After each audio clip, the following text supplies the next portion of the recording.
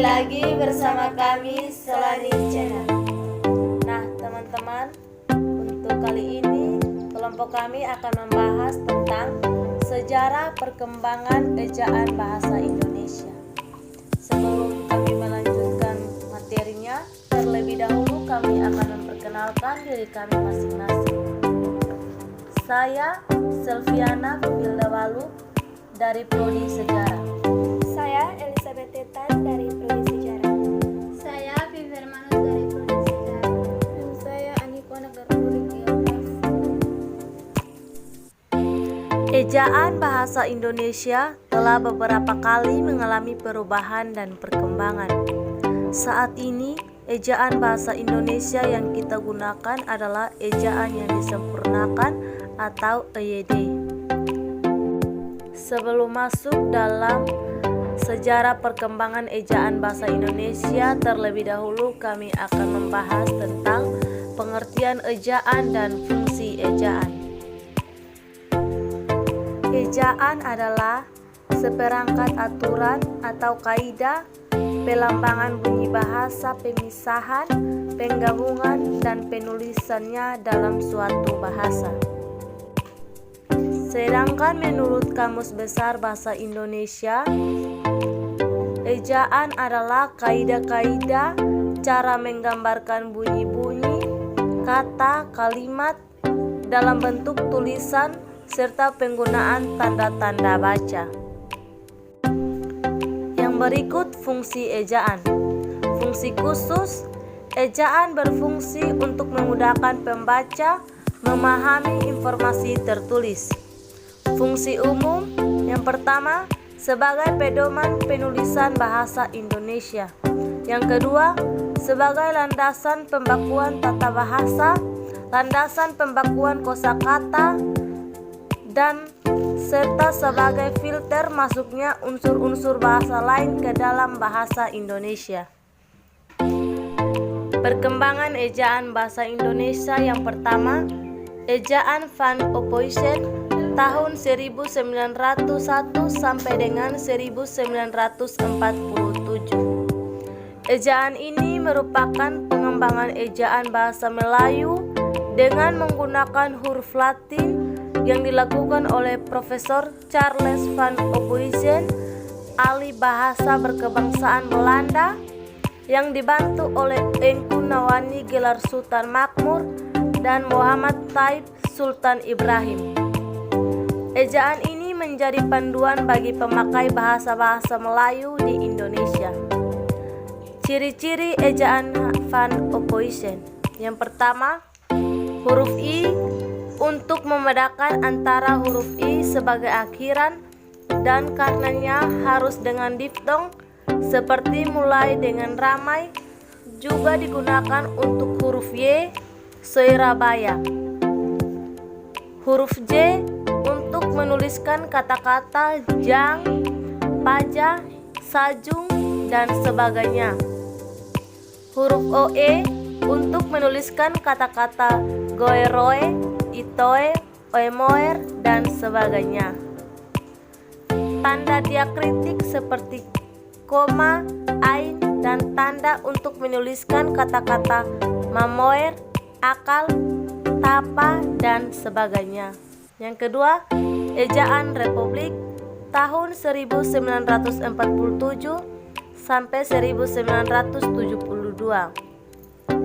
Ejaan Republik diresmikan pada tanggal 19 Maret 1947 menggantikan ejaan sebelumnya, yaitu ejaan Van Ophuijsen.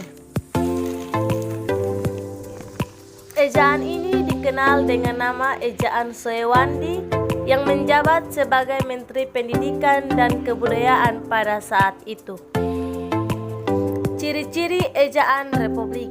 Yang pertama, huruf OE diganti dengan U pada kata-kata guru, itu, umur, dan sebagainya. Bunyi hamzah dan bunyi sentak ditulis dengan K pada kata-kata tak, pak, rakyat, dan sebagainya.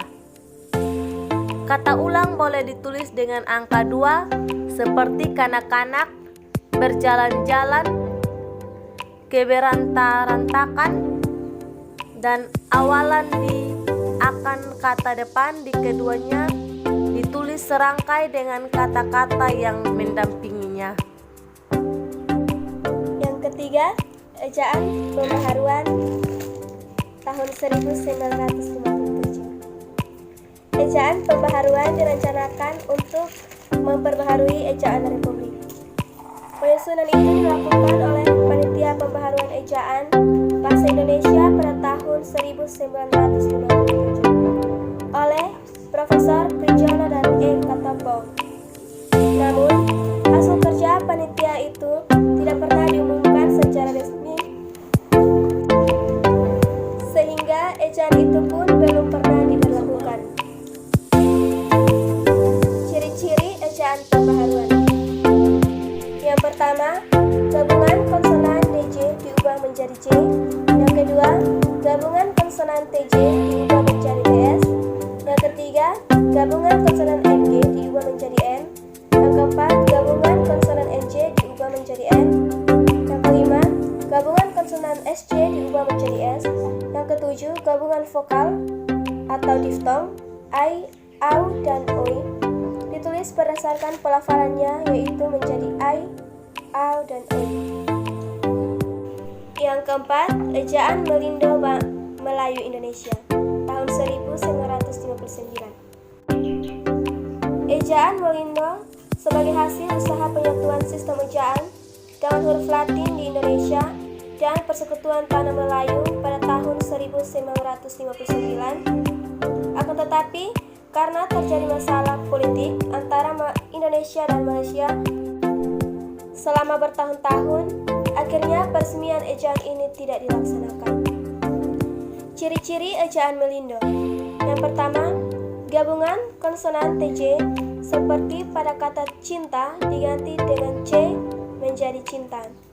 Yang kedua, juga gabungan konsonan NJ seperti Jonja diganti dengan huruf NC yang sama sekali masih baru. Yang kelima, ejaan baru atau ejaan LBK. Pada tahun 1967, Lembaga Bahasa dan Kesusastraan atau sekarang bernama Pusat Bahasa mengeluarkan ejaan baru atau ejaan LBK sebagai pengembangan ejaan Melindo yang tidak ada kepastian. Pada ejaan ini sudah banyak perubahan ejaan yang disempurnakan, hampir tidak ada perbedaan antara ejaan baru dengan EYD, kecuali pada rincian kaidah-kaidahnya.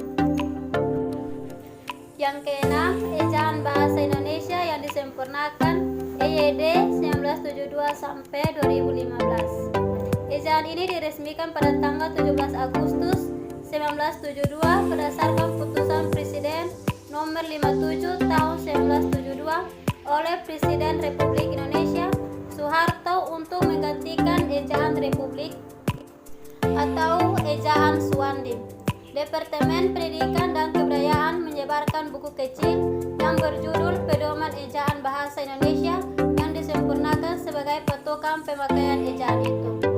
Panitia Pengembangan Bahasa Indonesia Departemen Pendidikan dan Kebudayaan yang dibentuk oleh Menteri Pendidikan dan Kebudayaan dengan surat keputusannya tanggal 12 Oktober 1972 nomor 156-P/1972 yang menyusun buku pedoman umum yang berisi pemaparan kaidah ejaan yang lebih luas.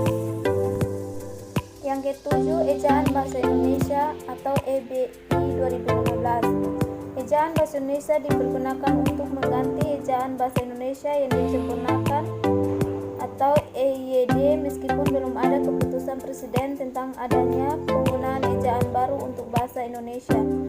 Namun Badan Pengembangan Pembinaan Bahasa Kementerian Pendidikan dan Kebudayaan telah menerbitkan edisi keempat tentang Pedoman Umum Ejaan Bahasa Indonesia atau PUEBI di Jakarta, Maret 2016.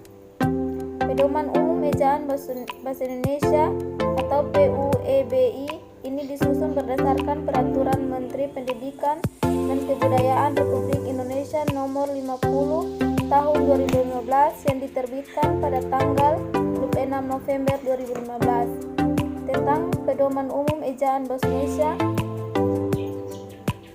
serta untuk menyempurnakan Pedoman Umum Ejaan Bahasa Indonesia yang disempurnakan atau PUEYD edisi ketiga. Pedoman ini diharapkan dapat mengakomodasi perkembangan bahasa Indonesia yang makin pesat.